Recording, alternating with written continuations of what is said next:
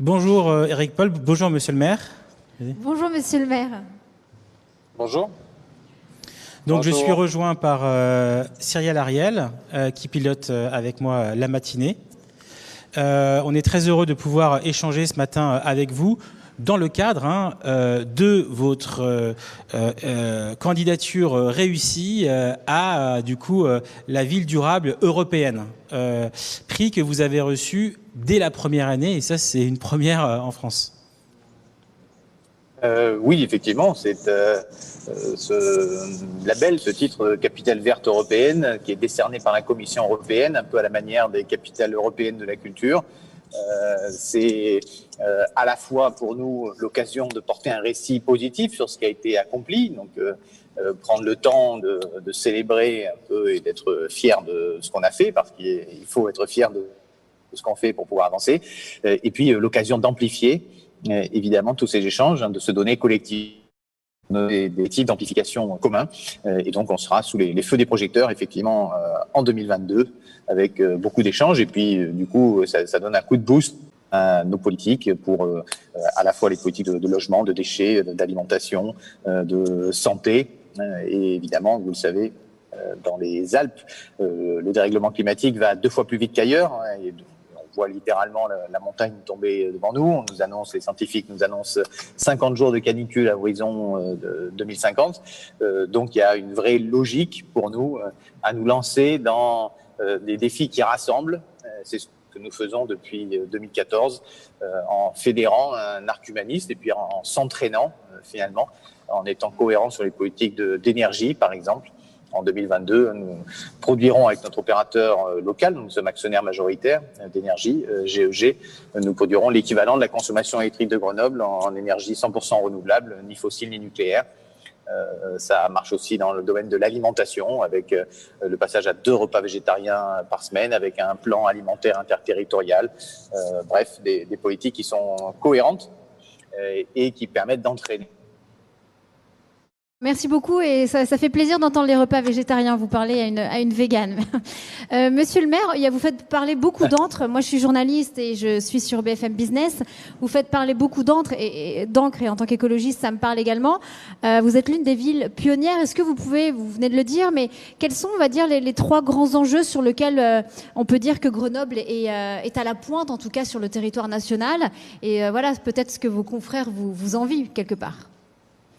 Alors, j'espère qu'on ne s'envie pas les uns les choses, j'espère qu'on s'inspire les uns les autres en disant que nous avons à faire des politiques qui sont finalement positives pour nos habitantes et nos habitants, positives pour aussi le cadre de nos activités, que ce soit des activités d'engagement économique et d'entrepreneuriat, des activités culturelles, des activités sportives.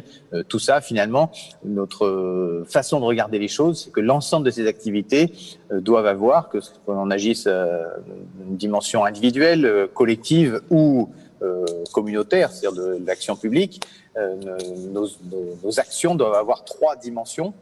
La première, c'est garantir des sécurités aux membres de la communauté, c'est-à-dire leur amener de la protection en matière de logement, de mobilité, d'alimentation.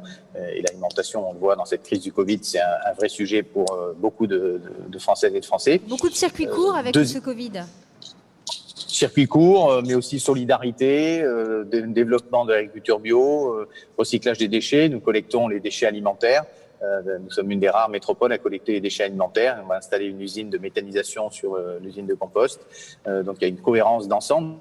Donc gérer ensemble finalement nos ressources, que cela soit l'eau, l'énergie, mais prendre soin de la biodiversité, regarder comment on développe l'économie circulaire pour préserver nos matières premières, mais aussi avoir des emplois qui ont du sens, qui gardent de l'efficacité économique. Et Grenoble est le 2e bassin d'emploi avec le taux de chômage le plus bas, derrière Dijon. Donc d'un point de vue économique, ça fonctionne bien.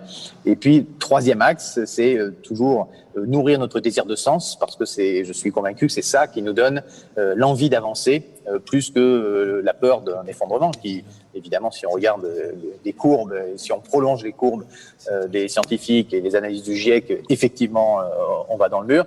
Mais en fait, l'avenir n'est jamais écrit, et c'est en redéfinissant nos modes de vie de façon à ce qu'elles aient du sens pour nous qu'on va réussir à s'en sortir.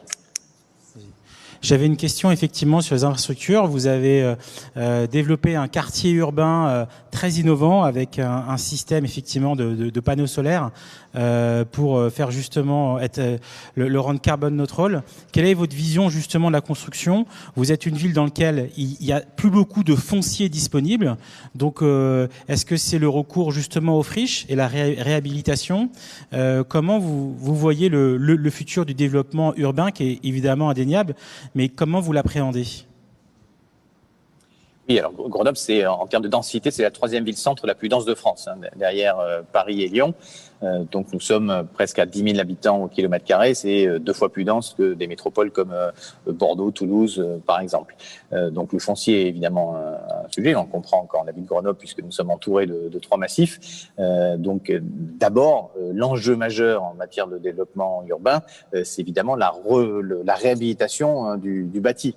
On construit, même nous on a un plan de construction notamment de logements sociaux qui est très ambitieux pour construire des logements sociaux dans les quartiers où il y en a peu et atteindre les 25%, on est un peu au-dessus de 24% là, de logements sociaux. Et on veut monter à 30, mais malgré ça, l'enjeu, c'est évidemment tout ce qui est déjà construit, la réhabilitation. Donc là, on accompagne les copropriétés privées, on accompagne les bailleurs, mais nous avons aussi besoin de financement. J'étais lundi soir au ministère de la Transition écologique avec la ministre pour voir comment on peut faire plus dans ce domaine-là et être plus accompagné financièrement par les parents. C'est un sujet. Et puis dans la construction nouvelle et même dans la réhabilitation, on regarde évidemment les nouveaux matériaux. Nous allons là, il est en train de pousser à vitesse grand V. Je passe devant régulièrement. On construit le plus grand bâtiment en zone sismique en ossature bois, donc qui fera 9 étages de logements sociaux. Et donc c'est aussi une réflexion sur la construction locale. Parfois là, en l'occurrence, c'est des ensembles qui sont préconstruits dans une usine juste à côté de Grenoble. La construction en terre et en paille qui est également expérimentale dans certains endroits. Donc essayer de diversifier aussi petit à petit pour amener non seulement du confort d'usage, de la cohérence globale, des matériaux locaux, mais également amener de l'ingénierie dans la construction des bâtiments neufs, en gardant en tête que la réhabilitation, il y a beaucoup d'ingénierie à mettre dans la réhabilitation, et la réhabilitation environnementale également en matière de matériaux. Merci. Et pour rebondir sur l'actualité, on a fait également couler beaucoup d'encre dans les médias avec ce Black Friday du 27 novembre, ensuite reporté pour les grands, les géants au 4 décembre. Et vous faites partie des 120 signataires d'une tribune pour instaurer une taxe, notamment sur Amazon. Alors, où en sommes-nous d'ailleurs? Bon, parce qu'il faut donner le pouvoir d'achat à nos petits artisans, nos petits commerçants qui souffrent de cette crise, bien évidemment. Vous m'entendez ? Oui, c'est bon, vous entend. Oui, c'est bon. Oui, le modèle des multinationales comme Amazon est un modèle de prédation de leurs fournisseurs, prédation évidemment des emplois de nos commerces locaux, avec un évitement de l'impôt qui est assez majeur et qui fait d'ailleurs que, vous l'avez entendu, le directeur général d'Amazon France, qui ne refuse de diffuser les chiffres, qui diffuse que des chiffres globaux. Donc il y a vraiment une stratégie de prédation. Nous, ce qui est important pour nous, c'est de remettre du sens dans l'activité économique et donc dans les échanges. Donc on a développé un centre de distribution urbain en partenariat notamment avec La Poste, qui a créé une filiale, qui a créé son premier centre de distribution urbain à Grenoble, sous la marque Urbi, avec des acteurs locaux, donc des transports qui sont neutres et qui sont donc écolos dans ces derniers kilomètres. Accompagner, je pense qu'on a un enjeu fort à accompagner aussi nos commerçants de centre-ville vers des solutions de click and collect, parce qu'on a plaisir à aller chez eux, mais il y a aussi des moments où on ne peut pas, et par contre on a plaisir à continuer à aller acheter chez eux. Si on continue d'être attaqué par d'un côté Internet, de l'autre côté les grandes surfaces de périphérie, qui, pour le même niveau de dépenses, crée 4 fois moins d'emplois, c'est une déperdition de notre art de vivre. On parle du chômage, on parle de la pollution, il y a tout cela. Il y a encore plus important que cela, notre art de vivre, qui fait que, effectivement, ces emplois, ces façons de faire sont petit à petit des façons de faire qu'on cherche à valoriser, parce que c'est ça qui donne du sens. L'échange économique, c'est pas juste la réponse à un besoin ou à une pulsion consommatrice, c'est aussi un échange, savoir qui a fabriqué, comment ça a été fabriqué, ça tombe pas par magie, que ce soit un produit ou un service, et finalement, c'est ça qui donne du sens à l'échange, voilà, qui fait notre humanité aussi. Merci beaucoup, monsieur le maire. Merci beaucoup, bonne journée et à très bientôt. Merci.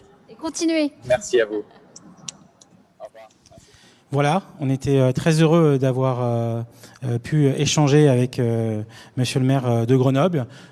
C'était l'occasion effectivement de faire le point sur les différentes positions qu'il a pu prendre dans un contexte qu'on connaît où il a été réélu. Donc c'est vrai que c'est toujours intéressant d'avoir un maire écologiste réélu qui a déjà un bilan par rapport à la génération qui vient d'arriver. Et c'est important, on parle des villes, c'est très important, notamment donc avec cet événement que vous faites au Web Institute Sustainable, c'est parce que quand même d'ici 2050, ce sera près de 70% de la population qui vivra donc dans les villes. Donc c'est important aujourd'hui de comprendre bien les enjeux, de regarder ce qui se fait ailleurs en tant que ville pionnière pour s'en inspirer et non pas envier, et pour répliquer ces bonnes pratiques. Voilà, et c'est vrai que le fait que Grenoble ait été élu dès sa première candidature capitale européenne durable, c'était quand même quelque chose qu'on trouvait très intéressant et potentiellement à dupliquer. Il y a d'autres villes parisiennes, d'autres villes françaises qui se positionnent. À Paris, on est pas mal non plus. À Paris, il y a notre maire écologiste.